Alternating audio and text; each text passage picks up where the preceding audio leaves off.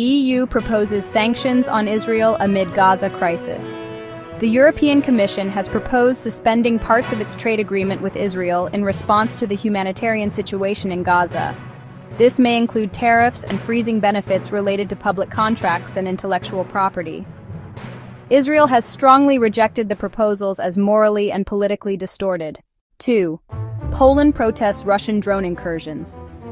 Poland has condemned recent violations of its airspace by Russian drones, calling them reckless. The EU has backed Poland's concerns, and there's increasing pressure for greater regional cooperation on air defense and diplomatic accountability. 3. U.S. interest rate cut and global market reactions. The U.S. Federal Reserve has made its first interest rate cut of the year.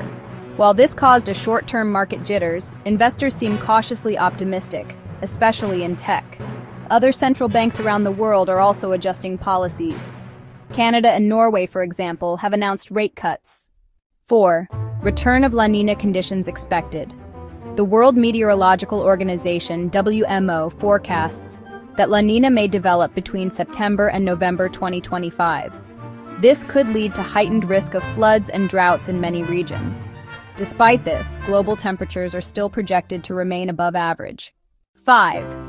World Ozone Day, milestones in environmental protection.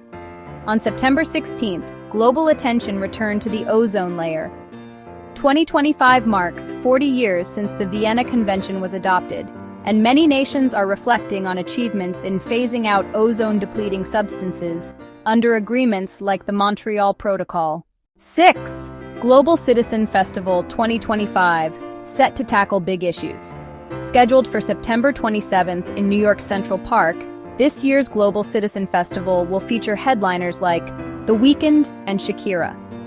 The campaign aims to address major global goals, expanding energy access in Africa, improving education, protecting the Amazon rainforest, and mobilizing volunteers for aid.